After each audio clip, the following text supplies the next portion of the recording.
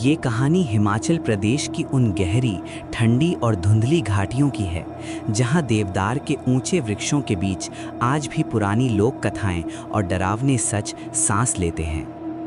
ये केवल एक कहानी नहीं, बल्कि कुल्लू और शिमला के ऊपरी क्षेत्रों में स्थित उन छोटे गांवों की हकीकत मानी जाती है, जिसे आज भी बुजुर्ग रात के समय अंगीठी के पास बैठकर फुसफुसाते हुए सुनाते हैं। हिमाचल का वो छोटा सा गांव जिसे लोग श्याला के नाम से जानते थे, वो पहाड़ों की एक ऐसी ढलान पर बसा था जहां सूरज की रोशनी बहुत कम समय के लिए ठहरती थी। जैसे ही सूरज पहाड़ों के पीछे छिपता, पूरे गांव पर एक अजीब सा भारी सन्नाटा पसर जाता था। लोग कहते थे कि श्याला की इन घाटियों में हवाएं बातें करती हैं। कभी इन हवाओं में किसी नवजात बच्चे के रोने की आवाज़ आती, तो कभी किसी स्त्री का डरावना अट्टहास पूरे जंगल में गूंज उठता। उसी गांव के आखिरी छोर पर एक छोटा सा पत्थर का घर था, जिसमें पंडित ज्वाला प्रसाद रहते थे। ज्वाला प्रसाद कोई साधारण इंसान नहीं थे। वे तंत्र विद्या के एक अत्यंत प्रभावशाली और सिद्ध विद्वान थे। उनके पास पूर्वजों से मिली हुई प्राचीन पोथियां और मंत्रों का अपार ज्ञान था। उन्होंने अपनी जवानी का एक बड़ा हिस्सा शमशानों और निर्जन गुफाओं में साधना करते हुए बिताया था। गांव के लोग किसी भी बीमारी, संकट या ऊपरी हवा के साए से बचने के लिए उन्हीं की शरण में आते थे। ज्वाला प्रसाद की आंखें इतनी तेज थीं कि वे अंधेरे में भी अदृश्य शक्तियों को देख लेते थे। एक बार की बात है, ज्येष्ठ मास की अमावस की रात थी।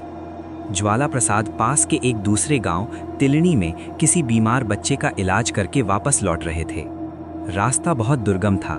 एक तरफ ऊंचे पहाड़ थे और दूसरी तरफ हजारों फीट गहरी खाई, जिसमें से नीचे बहती नदी का शोर सुनाई दे रहा था। हाथ में पकड़ी हुई छोटी सी लालटेन की लौ तेज हवाओं के कारण बार बार बुझने की कोशिश कर रही थी। तांत्रिक अपनी धुन में चले जा रहे थे, लेकिन अचानक उन्हें महसूस हुआ कि उनके पीछे कोई चल रहा है। उन्होंने अपने कदम रोके, लेकिन पीछे मुड़कर देखा तो केवल घना अंधेरा था। जैसे ही वे दोबारा आगे बढ़े, उन्हें एक कर्कश आवाज सुनाई दी, छन छन छन छन। वो पायल की आवाज थी, लेकिन वो सुरीली नहीं, बल्कि ऐसी थी जैसे कोई लोहे की जंजीरों को पत्थरों पर रगड़ रहा हो। अचानक उनके सामने चीड़ के एक विशाल और सूखे पेड़ से एक काला साया नीचे की ओर उतरा। ज्वाला प्रसाद ने अपनी लालटेन ऊपर उठाई और जो देखा, उससे किसी सामान्य व्यक्ति का दिल बैठ जाता।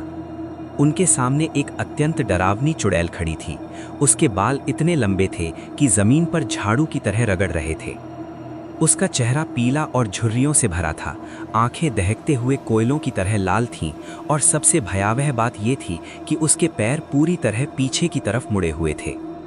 उसने एक ऐसी भयानक चीख मारी कि आसपास के पेड़ों पर सो रहे पक्षी फड़फड़ाते हुए उड़ने लगे। चुड़ैल ने अपने लंबे नाखूनों वाले हाथ तांत्रिक की गर्दन की ओर बढ़ाए, लेकिन ज्वाला प्रसाद विचलित नहीं हुए। वे जानते थे कि डर ही इन शक्तियों का भोजन है।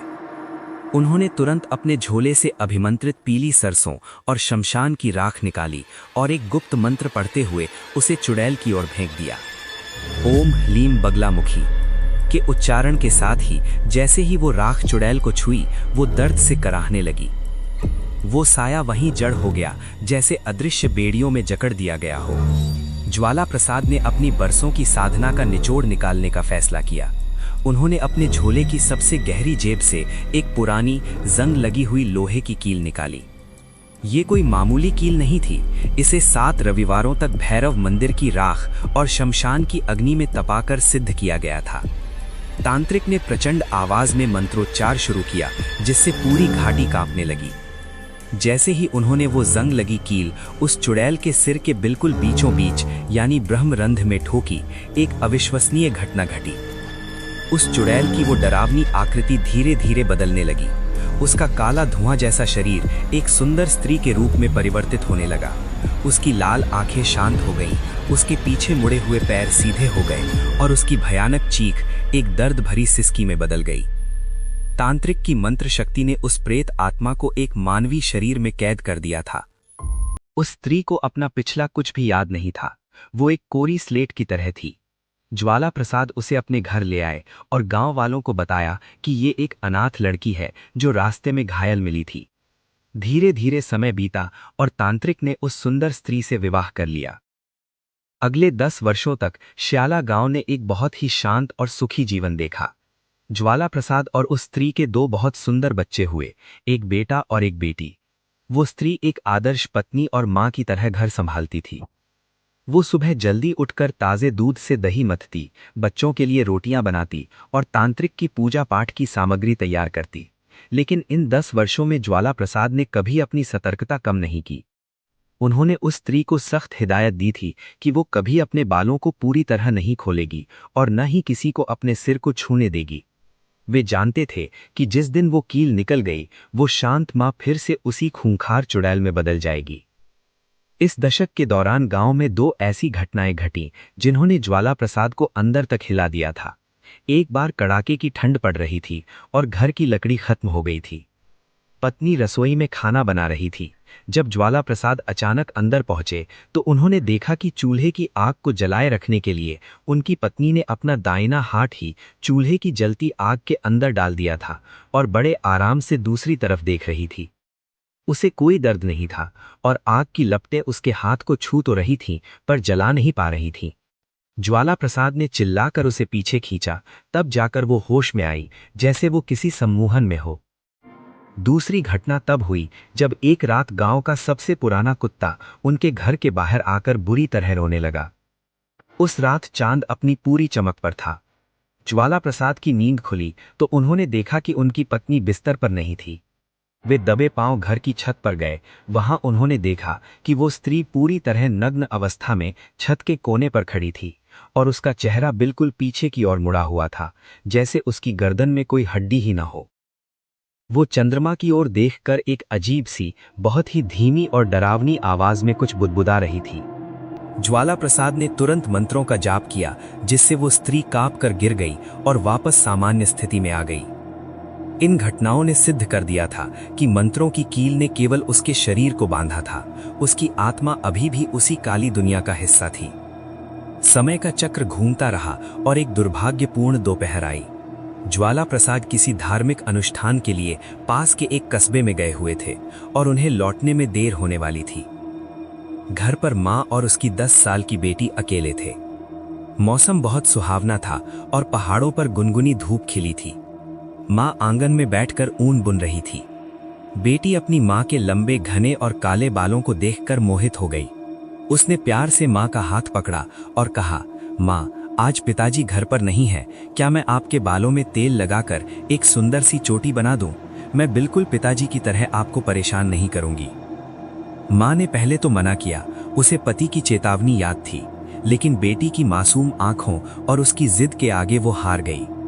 मां जमीन पर बैठ गई और बेटी उसके पीछे ऊंचे स्टूल पर बैठ गई। जैसे ही बेटी ने अपनी मां के बालों की गांठें खोलनी शुरू की, उसे बालों के ठीक बीच में एक बहुत सख्त चीज महसूस हुई। उसने गौर से देखा तो उसे एक पुराने लोहे की कील का सिर दिखाई दिया जो चमड़ी के अंदर धंसा हुआ था। बेटी ने मासूमियत से पूछा, मां, आपके सिर में ये लोहे की कील क्यों लगी है? क्या आपको दर्द नहीं होता? रुकिए, मैं इसे अभी निकाल देती हूँ, आप बहुत आराम महसूस करेंगी।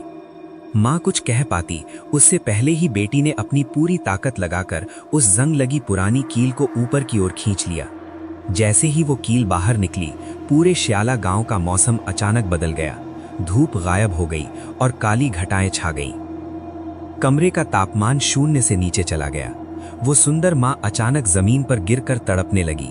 उसके शरीर की हड्डियां टूटने और मुड़ने की आवाजें साफ सुनाई देने लगीं। उसकी कोमल त्वचा काली और झुर्रियों वाली होने लगी। नाखून हफ्तों के काम की तरह लंबे और काले पड़ गए।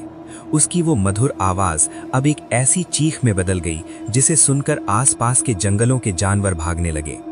वो फिर से वही खूंखार चुड़ैल बन चुकी थी।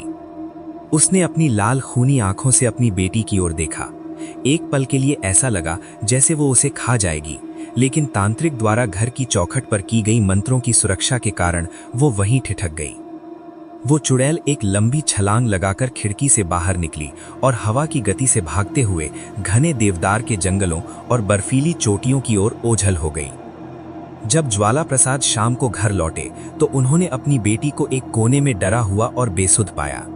जमीन पर वो जंग लगी कील और सरसों के कुछ दाने बिखरे हुए थे। ज्वाला प्रसाद का 10 साल का बसा बसाया संसार और उनकी साधना की सफलता एक पल में धूल में मिल गई थी। उन्होंने कई दिनों तक जंगलों की खाक छानी, अपनी तंत्र शक्ति से उसे वापस बुलाने की कोशिश की, लेकिन वो आत्मा अब आजाद हो चुकी थी और उस पर दोबारा काबू पाना नामुमकिन था। आज भी हिमाचल प्रदेश की उन गहरी घाटियों और श्याला के आसपास के इलाकों में रहने वाले लोग दावा करते हैं कि अमावस की रातों में उन्हें एक साया दिखाई देता है।